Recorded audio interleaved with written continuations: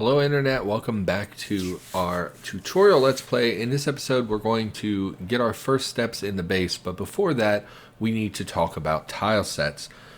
You will change so when we start the game, if you are on a fresh installation, your game should look like I don't know the difference between Retro Days. It will either be Retro Days or Retro Days Plus. I'm not 100% which is the default.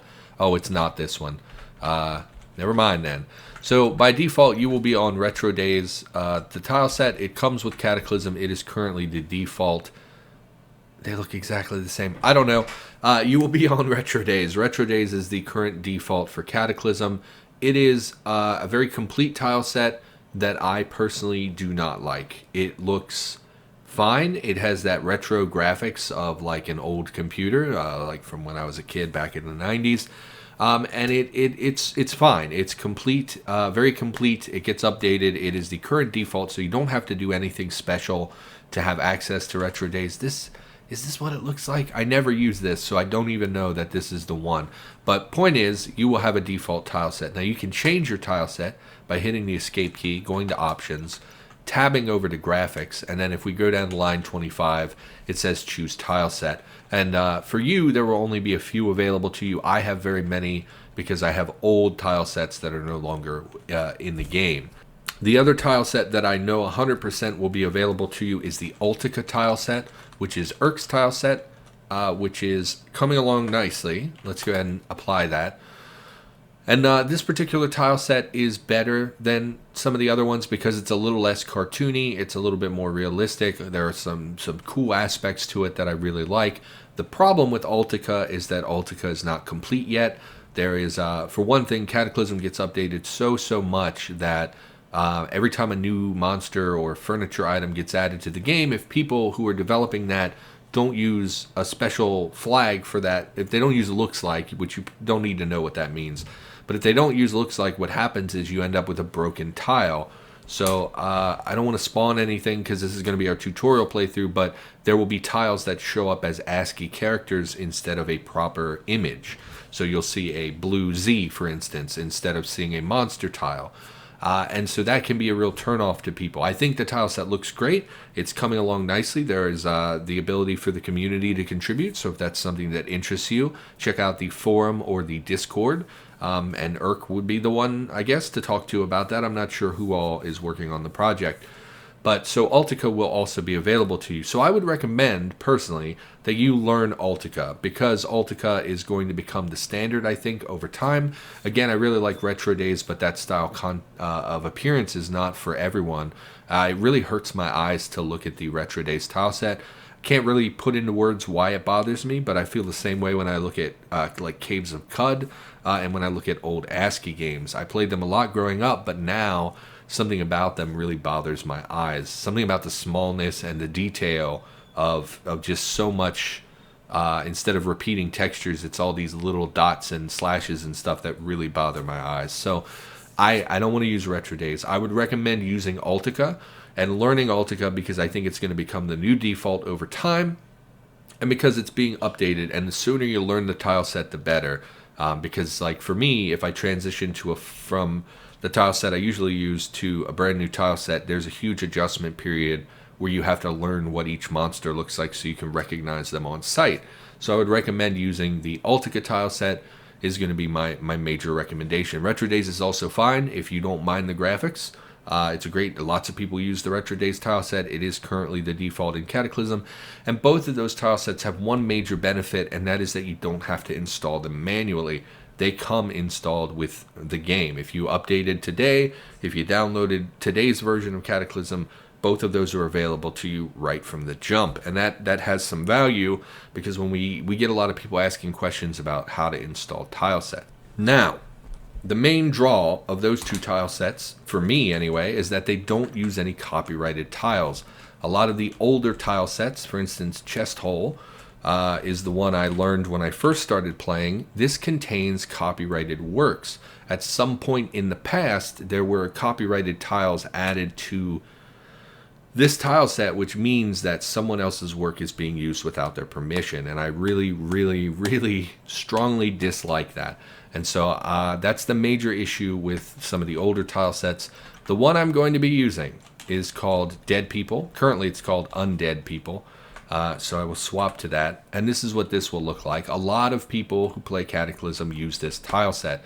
There are issues with it. Number one, okay, so first I want to say it is in my opinion, the best looking, most optimal tile set. It has these little indicators that pop up over your character, over pulped corpses, that are extremely useful. And for that reason, and the fact that it looks really good, and this is what people expect me to use on YouTube, I'm going to be using this tile set. Now, there are issues with this. Number one, does not come installed with the game. You will have to source it online. I'm not going to provide you a link to that. I don't have a good link to that. And there are some issues surrounding the author of this tile set that make it so that I don't really want to support that person. So it exists. If you go on the Discord or on the forum, people will be able to point out a current link to you. But for me, I don't feel comfortable linking that, and I honestly don't even have a link for it. So let's there's a lot of drama, okay? Like, I just want to be honest about it. The author of this tile set has those copyrighted tiles. When they were approached about it and said, hey, can we remove these tiles so that we can make this the default of Cataclysm and keep it as the default of Cataclysm, the response was no. They were unwilling to do that work, which has always rubbed me the wrong way. I do not like the idea of someone knowingly using someone else's work like that. And then two, the issue recently has been that this individual had some issues, a dispute with people on Discord, which led to them being banned. Which led to them going to the forum, calling people homophobic slurs, basically giving everyone the middle finger and saying, I'm out. They said they're still going to update the tile set, but I really don't want to support that individual, and that's about all I feel comfortable saying about it at the moment. So this is ultimately a decision that you as the player have to make. What do you feel comfortable using? Again, I do not really like the idea of supporting this author, but at the end of the day, unfortunately, it is the most complete tile set that has the most benefit, really, to someone playing. And the majority of players that I talk to and see on YouTube and Steam or Twitch use this tile set. And so this is what people expect to see on YouTube and Twitch. So I am going to continue using it, although admittedly, it has a little bit of a moral issue for me, and it kind of bothers me. So I will be switching to Ultica as that tile set becomes more complete and more mainstream, but for the time being, this is the tile set that we're going to be using. So now I'm going to show you just real quick how you install a tile set in case you want to download one manually. So you would need to navigate to your Cataclysm directory. So this, if you use the launcher, it is this line right here. It will tell you where your directory is. If not, you will have to remember or learn where your directory was installed to. It is almost always called CDDA unless you changed it manually. You're going to go and find the graphics folder, and this folder will only appear if you've installed the tile version of Cataclysm. If you installed the terminal version, which is just ASCII, you will not have this folder. You cannot use tile sets, so you will need to install the tile version. It will say... Oh, it used to say right here, I thought, if it was tiles, well, here it says, but I don't know how you would manually select to use tiles. But you will have this graphics folder, and inside your graphics folder is where you would unzip your downloads. So let's say we downloaded UndeadPeople. It would come in a zip or RAR file. You would extract that and then move this folder into your GFX folder, which will then make it available in the game. You'll see it's just an image sheet of things and some configuration stuff. So pretty straightforward. People do struggle with that sometimes, but it is pretty straightforward. So that's about all I have to say about tile sets. So let's take our first steps in the game. Now, we're using the evac shelter start, and we went with the evacuee profession, I believe. We did. So in this episode, let's just talk about the UI and what we're looking at on the screen. Again, yours will look slightly different than mine based on your font size and that kind of stuff. And in fact, I believe by default, you actually have a different sidebar than this. Mine will look different than yours. It displays the same amount of information. It just does so a little differently. So if we hit the curly brace, which is the key above the right angled bracket, so this is typically below the plus or minus sign on your keyboard, it is the curly brace. the right-hand curly brace will open the sidebar menu. And I believe by default, it is actually, how do I swap? There we go. I believe it is labels. So yours will most likely look like this. And again, it displays the same kind of information regardless of what sidebar you use. And you'll see down here, this is the symbol I was talking about, curly brace to open your sidebar options. I use the classic because that is the one that I have learned. That's the way it used to be, and that's the one I'm the most familiar with. Regardless, you can toggle information if you see something missing that you would like to see. So as I talk about it, you can toggle these. You come into this menu and you just press tab and it will open those things up. So like for instance, we can close our map down there at the bottom or open our map as we feel the need to do. So you can adjust this if it does not suit your liking. So on mine, you will probably see something like this. This is just a brief overview of the map area around us. So here's some forests around us. We look pretty secluded. There's a house up here, and this appears to be a prison. We can actually verify that by pressing the M key, which will open our map. And we can move around on this, and it will display what the tile is in the upper right corner here. So this does appear to be a prison. That's a little bit unfortunate because there's not a lot of value in prison, but we'll talk about that later. So this is just an overview of the nearby map so that you can keep your bearings without having to open your map menu. Next, we have our body parts. We have head, torso, arms, and legs. Now this, because Cataclysm is a somewhat realistic game, most games would give you a complete hit point value. They would say you have 30 of 30 hit points. We don't do that in Cataclysm. In Cataclysm, because we're human beings and we don't know precisely how much health is left on a limb, we have this vague idea, and that's represented by these 5 vertical pipes that are green.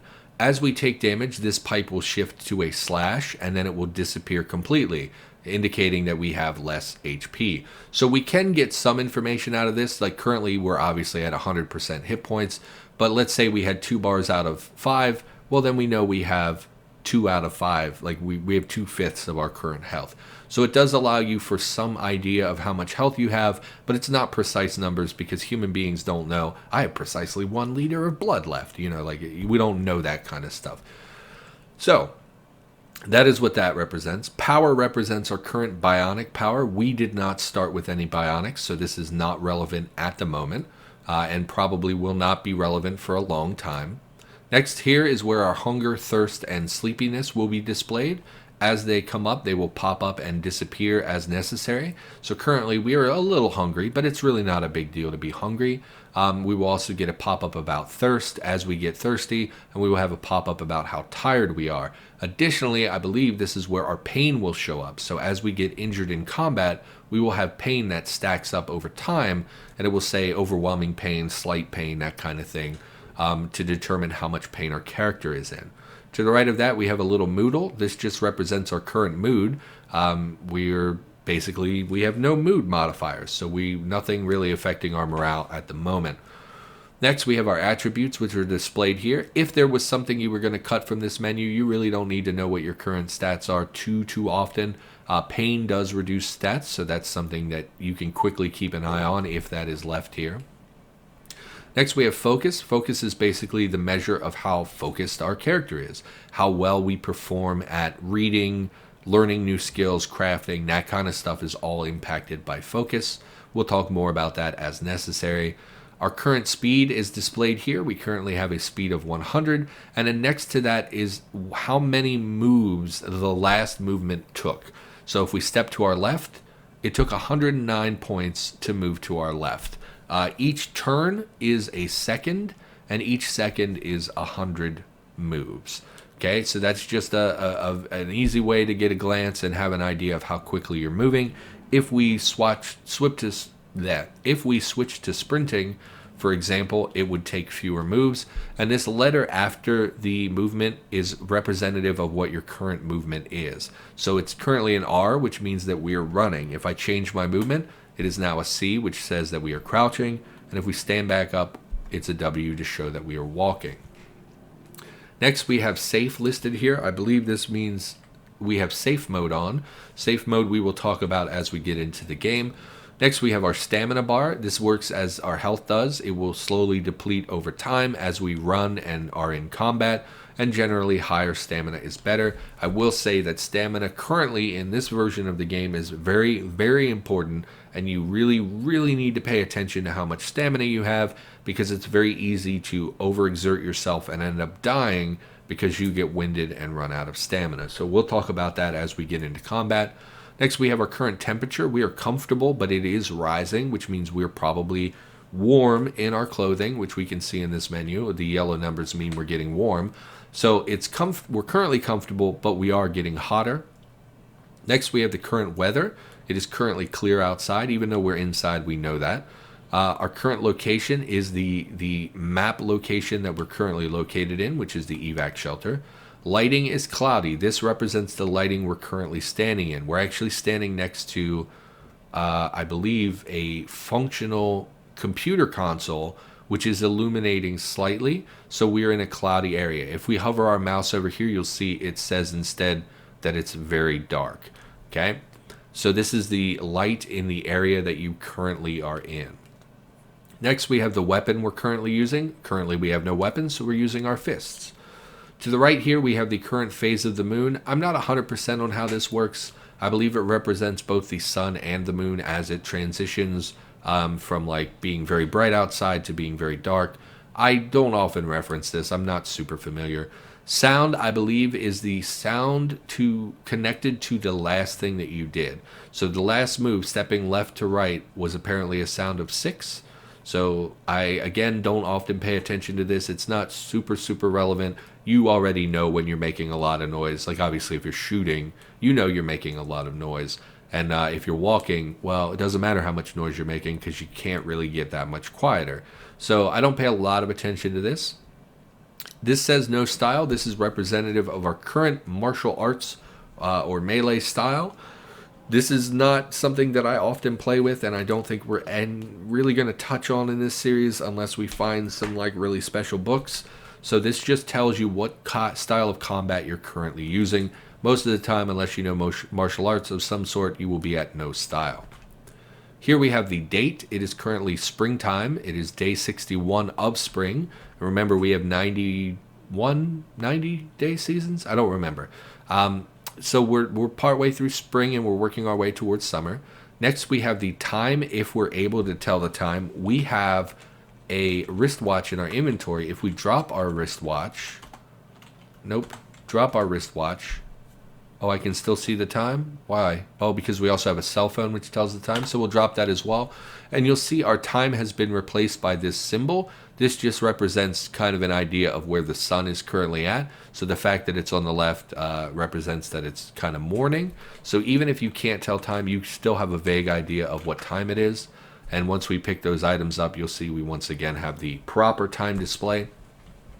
Next, we have the compass. That is this northwest, west, southwest, southeast. All this is our compass. What this does is alert us to enemies nearby. So if there was an enemy we could see to our north, a zombie to our north, it would pop up right here next to north. There would be a Z that represents that there is a zombie to the north. This is not super, super useful. I don't often pay attention to this because very often they're so far away that it's not super relevant. And it can just be a little mind flooding to constantly be looking at this. So I would say keep an eye on it, but it's not something that I pay a whole lot of attention to. Next, we have the message log, which is displayed here. This is a list of our previous messages. If ever a message darts off screen and you can't see it, you can press the capital P key, which will open your entire previous log, which you can then scroll up and down if there's a lot of messages. Below that, we have our mini-map, which currently is displaying a lot of black screen, which is not super great. It's just because it's dark in here and we haven't really explored, so we don't know what the area is. When we step outside, a lot more area will be revealed, and we'll be able to see a lot further. So that is the gist of our side panel here, and once again, you can change that using the curly brace, and you'll see there are some things I have disabled, like armor. If I toggle armor, you'll see it pops up what my current armor is. I don't find that super relevant. It's very easy to check that without having that on the screen. Similarly, I was going to take weapon out, but it actually doesn't give you that much more space, so it's not super relevant. But you can toggle these as you feel is important. Again, wind, not something that's super relevant. and AI needs, I have no idea what that even does. So yes, you can toggle these. You can change between the different subtypes of the sidebar. Find one that works for you. I'm going to stick with classic because it's the one my brain understands.